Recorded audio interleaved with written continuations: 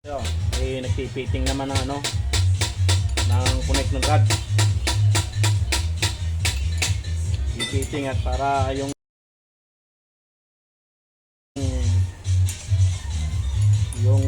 conveying lumapat ng ayos sa sigunyal para maganda yung clearance.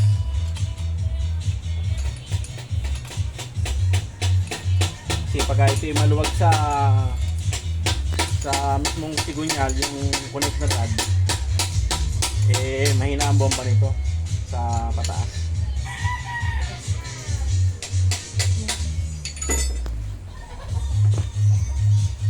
Aking higpitan para tuwat ulit.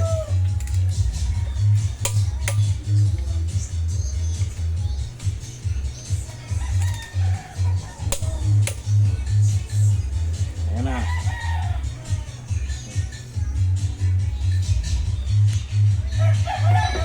May clearance.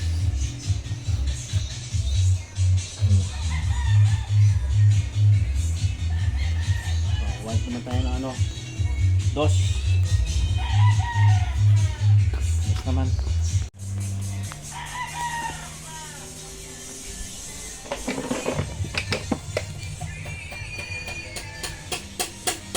Lagay tayo ng fitting gauge. Tingnan natin yung clearance. Kung maganda, yung lapat.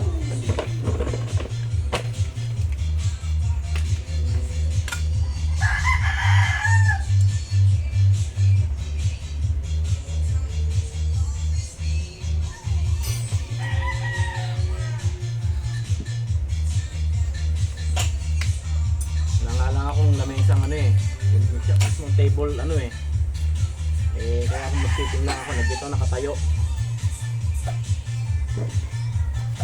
Nakatayo. Maganda sana ang atin to kung merong ipitan.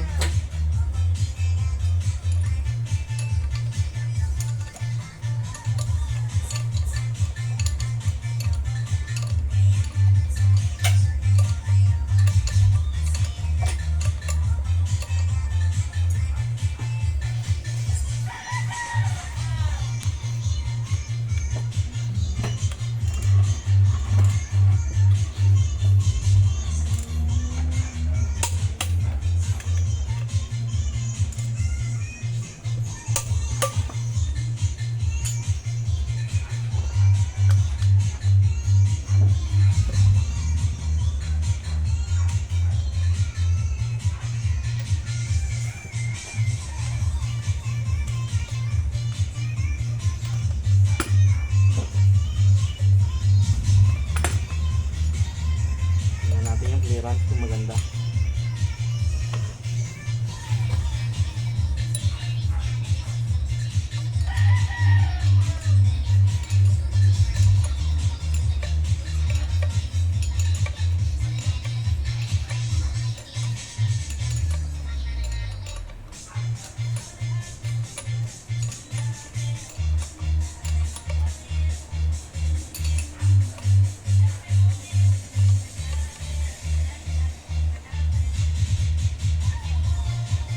Yung clearance nito.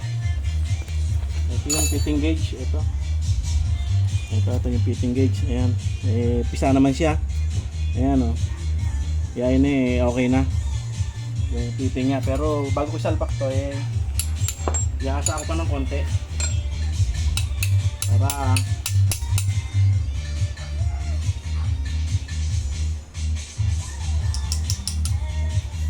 mas maganda pa yung lapas.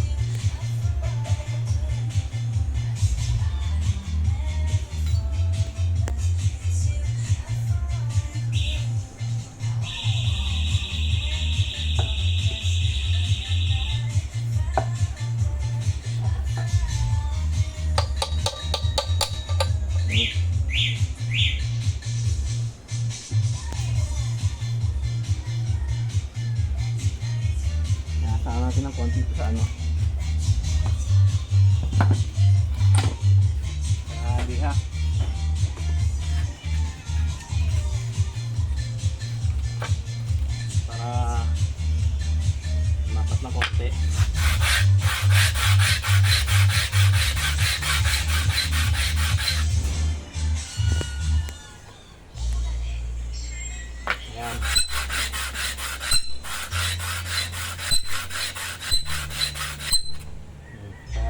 pantay sa salamin.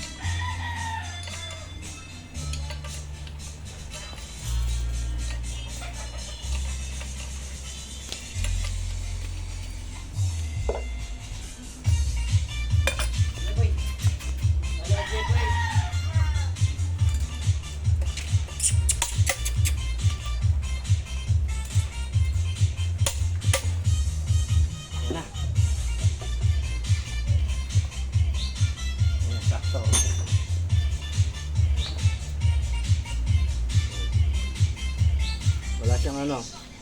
Ganda yung ano niya, walang dikit. Saktong sakto. Inikot niya, walang gatol. Ayan. Press naman. Tropa. Itong makinan to, hindi ko na ano, dinala sa machine shop. Kasi maganda namang sigunyal at walang tama, standard naman. Kaya hindi ko na dinala sa machine shop. Ako na lang ang nagfitting nito. Ang may kanya naman ito walang di sa budget, kaya ginawa na lang ng paraan to. May ginaman at ang kanyang sigunyal walang tama. Standard, strict standard ang sigunyal at Japan pa tong ano, yung kanyang sigunyal. Kaya ito ako na lang ang nagpipiting. At kung talagang ito ang sigunyal masama tama, dadalhin sa machine shop to. At ito ipapagrind. Sa igihang palad naman maganda naman ang kanyang sigunyal at sariwan-sariwa. Kaya ako na lang ang nagpiting.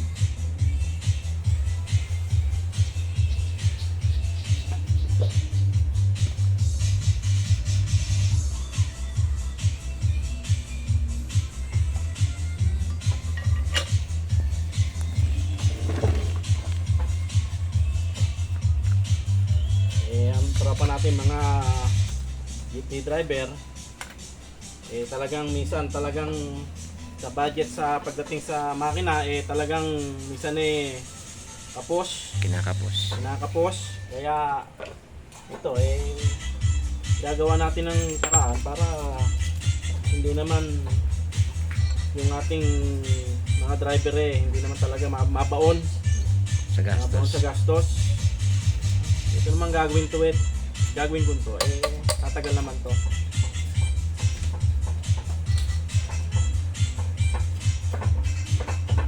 Ang may-ari nito na trope, taga ano to? Taga Las Piñas. Las Piñas sa may-ari. Ito akin ang inaano. Kasi ngayon ko lang din nahawakan ulit to at marami ring ginagawa. Sa pag-uugas lang ng makina, talagang yauna ang maghapon. Dahil ang makina nito talagang nanglilimahid sa sa langis at dumi. Talagang kailangan linis muna bago magbubuo. Ito naman pag ito na-fitting na, mabilis na to. Lalagyan na kagad sa may block. At ito dire-diretso. Ito lang ang matagal dito mga tropa, yung mag-fitting nito.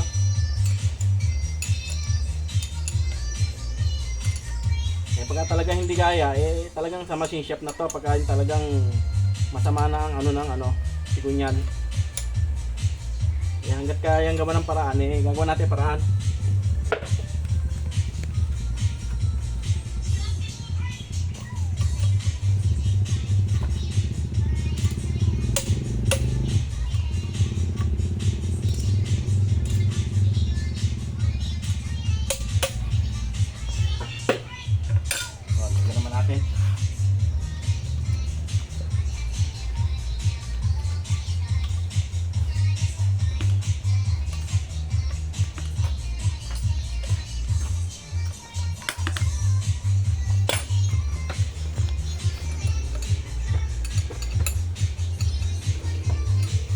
meron man akong ano, meron naman ako na tropa na pinagdadala na machine shop. Shoutout nga pala sa machine shop, Balye sa machine shop. Kay Boss Aldin at saka sa lahat ng mga kasama niya sa machine shop. Shoutout sa inyo. At ang fitting gauge naman ito at maganda pagkakapisa. Ito. Kaya magandang ano. Ayan, aking inano na yung fitting gauge. Maganda naman pagkakapisa ng fitting gauge. Pero iasa natin ng konti para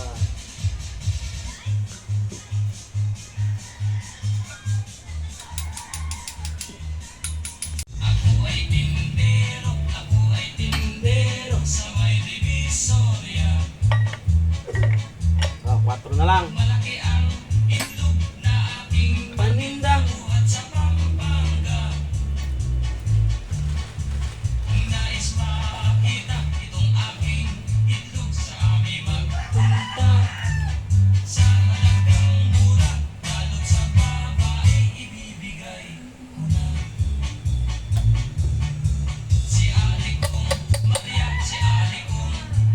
isa ring tindera. Ang sa kanya'y mani, malaki ang butil buhat sa Laguna. Minsan isang araw hindi sinasadya, kami ay nagkita.